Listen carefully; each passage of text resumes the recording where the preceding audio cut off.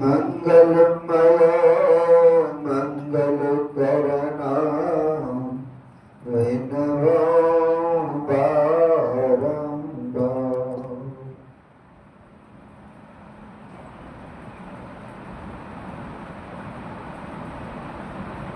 ज्ञान उदय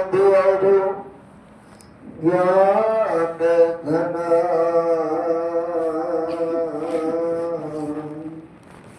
सद्गुरु शंकर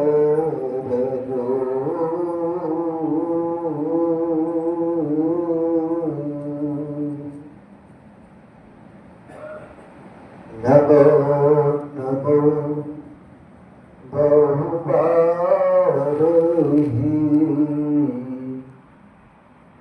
सकल शुभ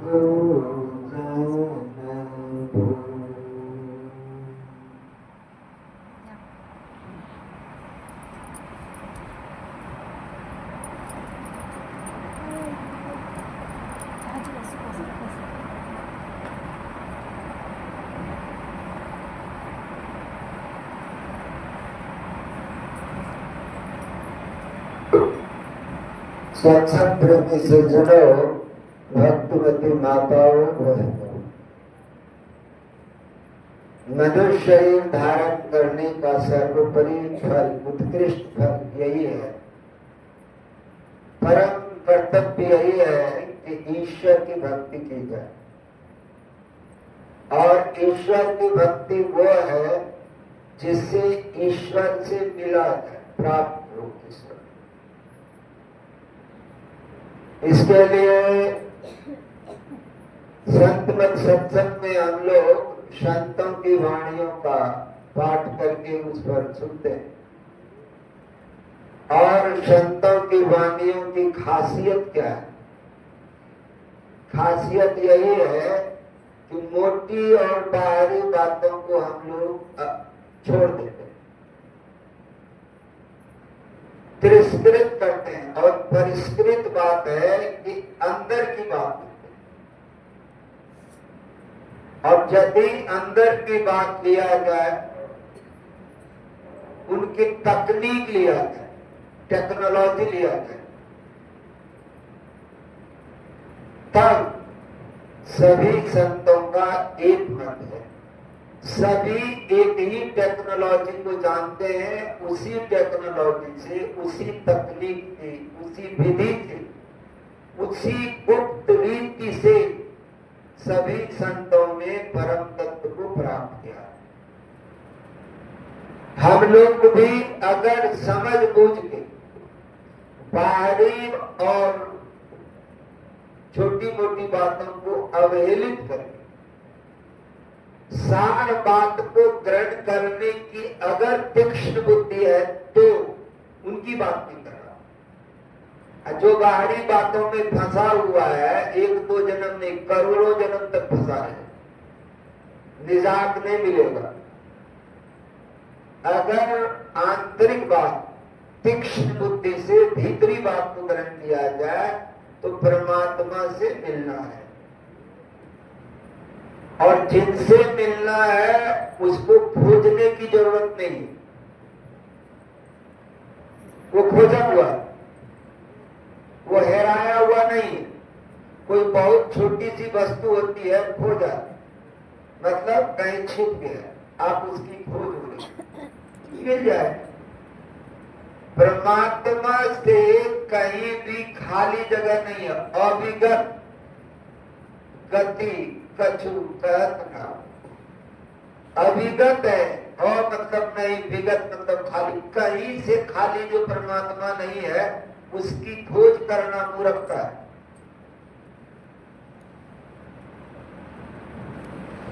अब परमात्मा से मिलेगा तो आपका शरीर मिल नहीं सकता है। शरीर मतलब स्थूल शरीर नहीं मिल सकता है, सूक्ष्म नहीं मिल सकता है, कारण नहीं मिलेगा, महाकारण, ये चार जड़ शरीर को मिल ही नहीं सकता है।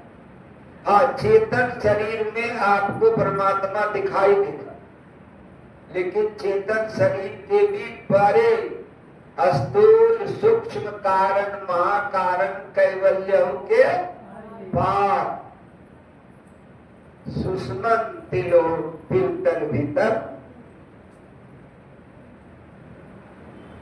तिल भीतर, इसका मतलब परमात्मा से मिलने के लिए रास्ता है और वह रास्ता का शुरुआत कहीं है। और ये जो भेद पता है, ये जो दीक्षा लेते हैं, संतवाणी पढ़ते हैं, उसके आधार पर सत्संग सुनते हैं, वह एकमात्र उस रास्ते के गेट पर खड़ा होंगे, उस प्लेटफार्म पर खड़ा होने के लिए जिस नंबर के प्लेटफार्म पर परमात्मा का ट्रेन लगता है, बस वहां खड़े होने भर की देरी है, उसके बाद गति होगी, खड़ा होना है। और वह रास्ता सुषमना में है। अर्ध उर्द बिच लगन लगी है, छक्यो रूप निजात हो, यही कवि चाहता है। तो मिलने वाला जीवात्मा अपने सभी शरीरों, सभी इंद्रियों, मन बुद्धि आदि का त्याग करके अगर जीवात्मा अकेली हुई, अगर शर्त है, तो वह परमात्मा से मिलने लायक है, नहीं तो लायक नहीं है। तब क्या बोलते हैं उसको? लायक नहीं है, क्या बोलते हैं? नालायक। क्या नहीं, अगर वो दानादार है, बुद्धिमान है, तो उसको दान बोलते हैं, दान। यदि दान नहीं है तो क्या बोलते हैं? नादान बोलते हैं, वो अभी नादान।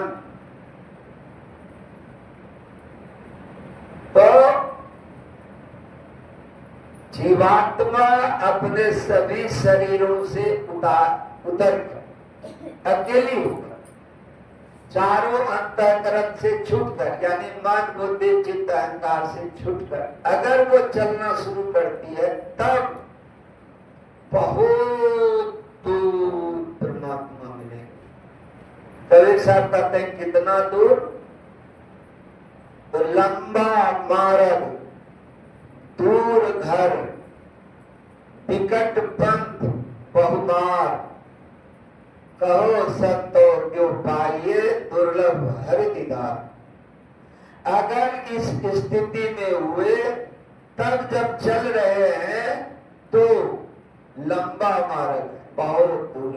पहले स्थूल संसार के अंधकार मंडल को पार करना है, बहुत बड़ा अंधकार मंडल है स्थूल संसार।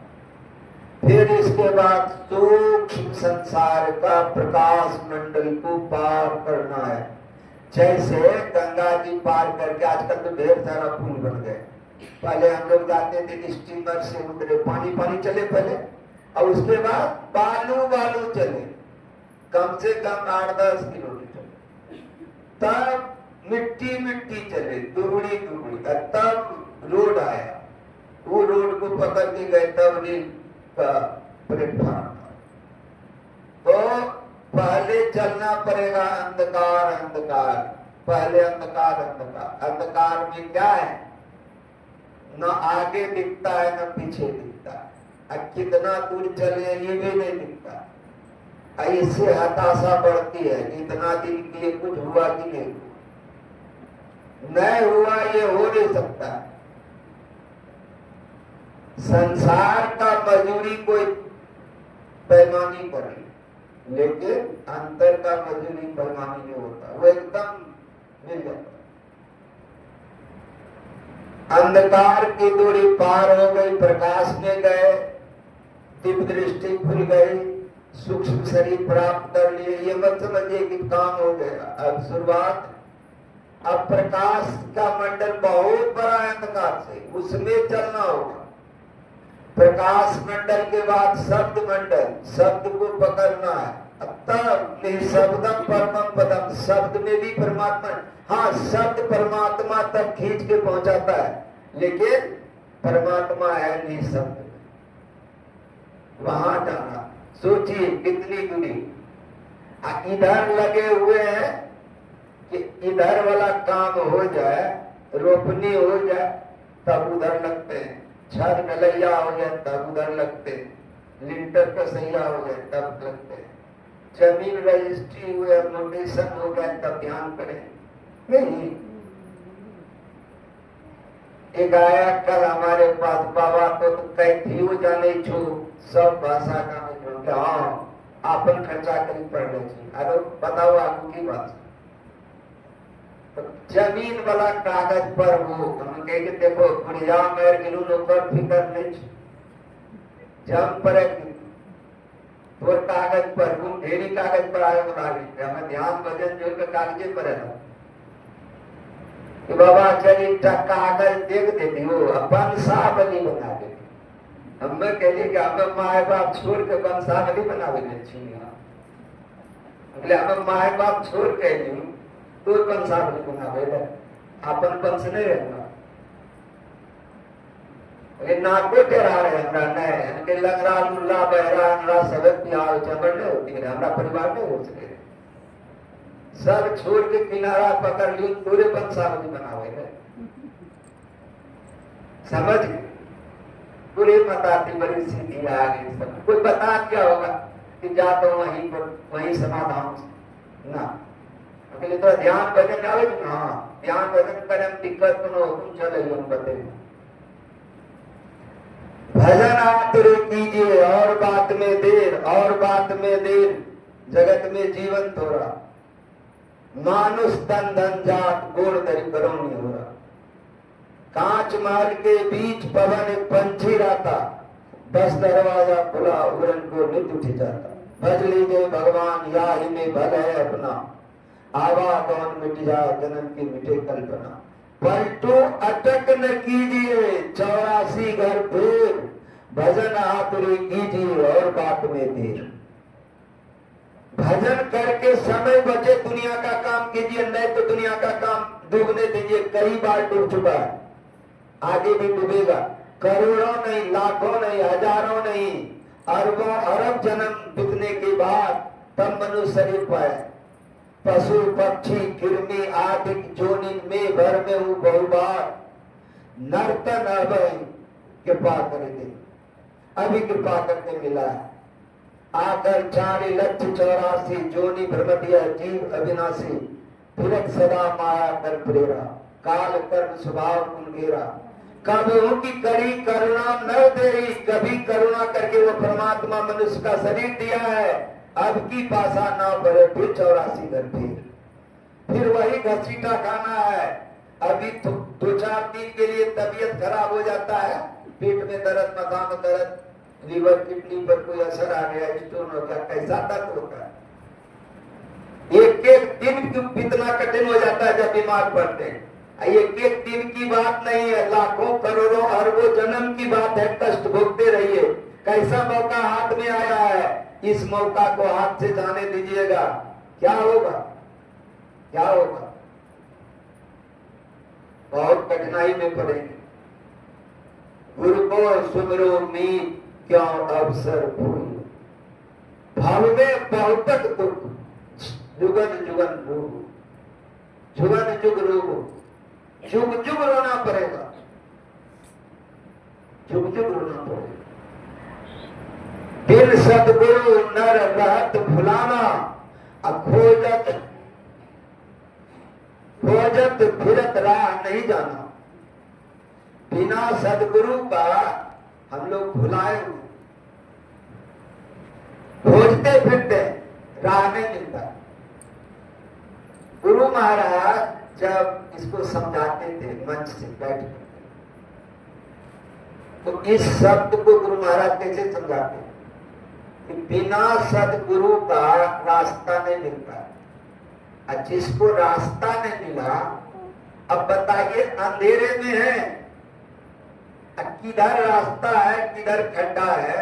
हम लोग कार चलाते हैं, अनजान रास्ता है, रास्ते में बरसात में पानी भर गया, तो कार चलाने में बड़ी कठिनाई होगी। तो वो जो गड्ढा है जहां पानी देख रहे हैं, एक बित्ता पानी है कि 2 हाथ पानी है, गाड़ी लचक जाएगा नहीं। अब देखिए लाइट है, प्रकाश है, दिन में कार चला रहे हैं और पानी भरा हुआ है, रोड है, पक्की रोड है, पता होगा कि बांस नहीं होगा, वहां डूबेंगे नहीं, फिर भी कितनी कठिनाई दिख रहा है, लेकिन पानी है, रास्ता को थोड़ा सा छाप दिया गया है। वो यहां से चलते हैं, एक स्थान बता देता हूं, तेलिया तालाब के पास, तेलिया तालाब के आगे जाइए, वो जो खाली स्थान,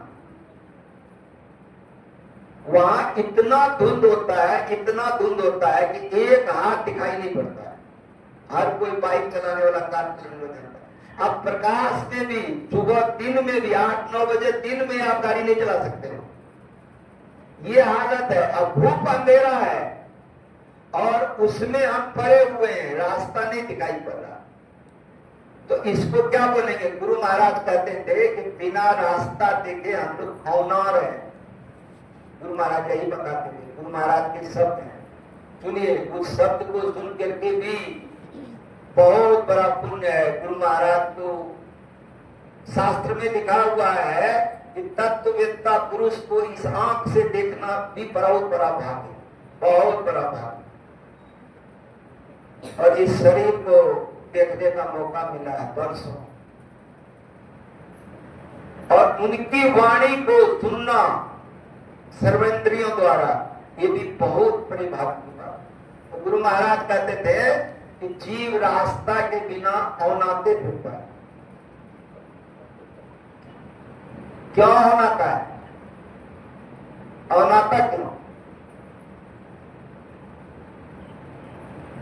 यह चंचल चहुदिशि जाए, काल तहीं तहीं, मेरे तुम ही राखनहार और कोई नहीं। दादू जाति लिखा।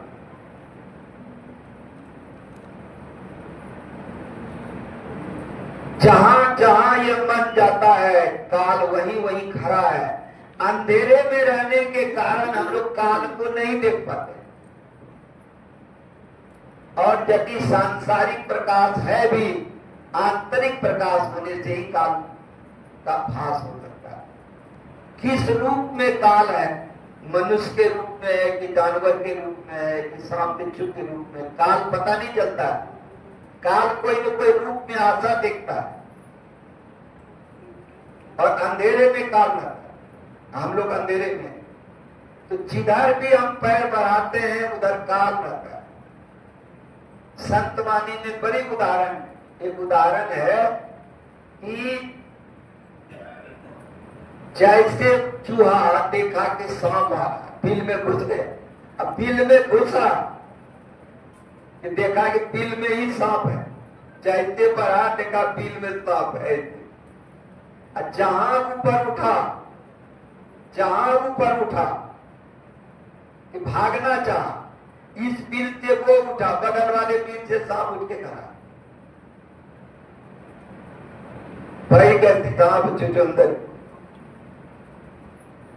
सांप भी पेड़ में पड़ता है, यदि चूहा नहीं मिलता है, चुचुंदर यदि निगल गया है तो आधा में उसको नहीं निगलते बनता, नहीं उगलते होता, उधर नहीं जाना पड़ता। अब एक उदाहरण देते हैं कबीर साहब कि हर सुत ले आयो गरेड़िया, पाद को सुन किन्न सयाना, करत कलोल रहत अभियंसन, आपन मरम गुनो मिला। कहते हैं जो मांसाहारी पशु होते हैं, उनके आंख, कुत्ता बिल्ली का बच्चे का आंख नहीं खुला होता है, जन्म के बाद में आंख खुलता है। तो वे जो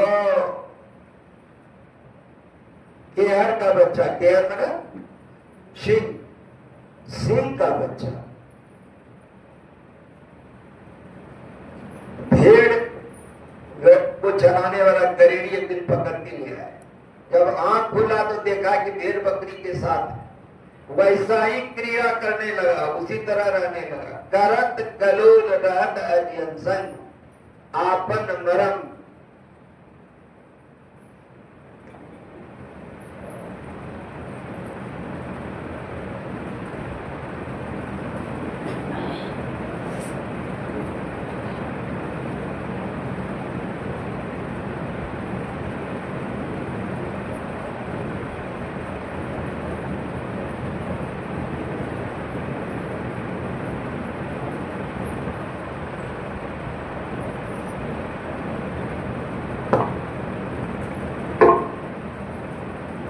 करत कलोल रहत अजयन संग, आपन मरम उन्हों नहीं जाना। वो भेड़ बकरी के साथ वो शेर का बच्चा किलकारी मारा है, खेल रहा। अब रोज चरने जाता हूं भेड़ बकरी के साथ, तो जंगल में चरने जाता था। एक दिन जंगल से असली शेर निकला, देखा कि भेड़ बकरी हमारा शिकार, इसके साथ में हमारे बच्चे, शेर का बच्चा से, और वो भी किलकारी मार रहा है, क्रीड़ा कर रहा है। तो अगली बार वो शिकार के लिए नहीं दौड़ा, दौड़ के पकड़ के खट से पकड़ा। किसको? शेर के बच्चे को। जैसे शेर के बच्चे को पकड़ा, अब उसको ले जाके पानी में दिखाया कि देख जैसा तू वैसा मैं, आपन दशा देख मुस्काना। वो उसको खुशी हो गई। अब फिर वो दहाड़ा था, तुम भी दहाड़ो। जैसे वो दहाड़ा, भेड़ बकरी भागे, अब वो मुस्कान आ गया। अब उसको अपनी औकात का पता लग गया कि जिसके साथ में हम ऐसे घूम रहे थे, खेल रहे थे, वो तो शिकार है मेरा, मैं कहीं ज्यादा हूं उससे। तो शेर के बच्चे को अपना रूप दिखाई पड़ता था, स्वरूप दिखाई नहीं पड़ता। हम लोगों को अपना रूप दिखाई पड़ता है, स्वरूप दिखाई नहीं पड़ता। जिस दिन स्वरूप दिखाई पड़ेगा, उस दिन हम भी ईश्वर ही हो जाए। जानत तुम्हें तुम्हें हो जाए, वो दिन इसका हो जाए। एक उदाहरण और है इसमें, जस पुरन विच बसत वासना, भोजत मूर फिरत चौगाना, कर उसवास मने में देखे, यह सुगंध दो कहां समा। कस्तूरी मृग होता है, उसके नाभि में कस्तूरी होता है, कस्तूरी पक जाने से सुगंध होता है। अब उस कस्तूरी मृग के मन में आता है कि ये सुगंध आ कहां से रहा, चारों तरफ घुसता है, चारों तरफ घुसता है, लेकिन है उसके अंदर में। तो मैदान में जाके वो चारों तरफ सुख नहीं पाता है उसको, लेकिन जब लंबा सांस खींचता है तो अपने अंदर से ही वो सुगंध आता है। तो यह भेद की बात बताते हैं कबीर साहब, अर्ध उर्द बिच लगन लगी है, झक्यो रूप निजात बखाना। कहे कबीर सुनो भाई साधो, उलटी आप में आप समाना, उलट करके अपने आप में जब जाते हैं तो आपके समान अपनी बात अपने को दिखते हैं। अर्ध उर्ध, गुरु महाराज इसकी व्याख्या किया है। अर्ध मतलब आधा, उर्ध मतलब ऊपर। सुषमना में जो बिंदु है, उस बिंदु के आधा ऊपर, आधा ऊपर और आधा नीचे नहीं कहा है, इसमें भेद है, इस पर समझाने का समय नहीं है। अर्ध उर्ध आधा ऊपर, गुरु महाराज इसकी व्याख्या के हैं, संतवाणी सटीक में है कि उस बिंदु में आधा ऊपर, और किसी भी चीज का आधा ऊपर होगा तो बीच हो जाएगा, बीचों बीच। कजल केंद्र सुई अग्र दरोही, दृष्टि रथ चरी श्रुति धावे उड़ा। अब यहां समझे कि उदाहरण तो दिया शेर और भेड़ बकरी का, गरेड़ी का। शेर कौन है? शेर का बच्चा कौन? गरेड़ी कौन? और भेड़ बकरी कौन? शेर है परमात्मा, और वही परमात्मा विग्रह रूप धारण करके आता है तो गुरु है। गुरु और परमात्मा शेर है। जीवात्मा ईश्वर अंश जीव अविनाशी, चेतन अमल सहज सुखराशि। वो जो चेतन है वो शेर का बच्चा है, के हर सुख। गड़ेड़ी है मन और भेड़ बकरी है इंद्रिया। इंद्रियों के घाटों में जब जीवात्मा उतरती है, वहां मन का सूत जब आ जाता है, मन की कनेक्टिविटी आ जाता है, मन का टावर जब आ जाता है इंद्रियों, आंख में मन का टावर हुआ तो रूप देखने लगा, कान में मन का टावर आ गया तब सब सुनने लगा बाहरी से। जीवा पर आया तो रस, नाक में आया तो गंध, चमड़ा में आया तो स्पर्श। ये 5 जो ज्ञानेंद्रियां हैं, कर्मेंद्रियां हैं, इनमें मन का सूत आया। मन है मालिक, भेड़ बकरी का मालिक। इंद्रियों का मालिक मन है, मन का मालिक बुद्धि है। वो उसका समय नहीं है भी समझाने का, लेकिन यह भी एक संतवाणी समझने का बहुत गहरी चीज। हम लोग जो ज्ञानेंद्रियों में बाह्य रस में मदहोश हो जाते हैं, यही है कि शेर का बच्चा भेड़ बकरी के साथ करत कलोल रहत अजियन संग, आपन मर्म उन्हों नहीं जाना। अगर सब चीज से अपने को निवृत्त करके, आलती पालती मार के बैठ के, हाथ पर हाथ रख करके और सीधा धड़ कर मस्तक सीध आसन आसीना, गुरु महाराज की वाणी गीता के 6 अध्याय के 13वें श्लोक में है, समं कायं सिरो गिरवा धार्यम अचलम स्थिरम संप्रेक्ष नासाग्र स्वयं सास्यन। मतलब रीढ़ की हड्डी सीधा करके, हाथ पर हाथ रख के, आलती पालती मार करके बैठ के, जिस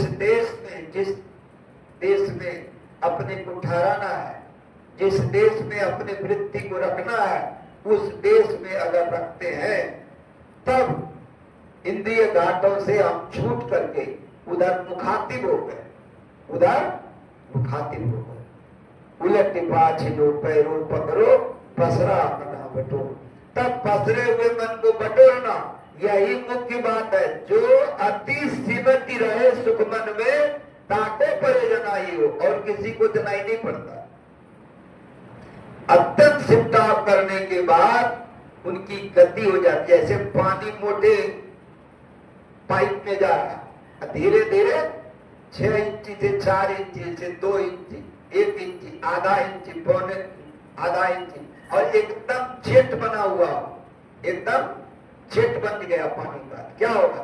पानी का बहुत तेज धार हो जाएगा, और वो जेट से क्या होगा? गति बढ़ जाती है, स्पीड बढ़ जाती है। उसी तरह से यदि आप सिमटते हैं तो तीक्ष्ण होते होते वो एक धार, चेतन धार सिमट करके तीव्र गति से उसमें अंधकार का भेदन करने की, छेदन करने की शक्ति बढ़ जाती है। इसी छेदन शक्ति से वो दृष्टि रथ चढ़ी श्रुति धावे, दृष्टि रथ पर चढ़ करके अंधकार से प्रकाश, फिर प्रकाश से सत्य निसत में जाना है। जाना बहुत दूर है, समय बहुत कम है। हम लोग जितना जम के लगे के बैठे रहेंगे उतना जल्दी रास्ता है। बैठे ने रास्ता काटा, चलते ने बात। श्री सद्गुरु महाराज।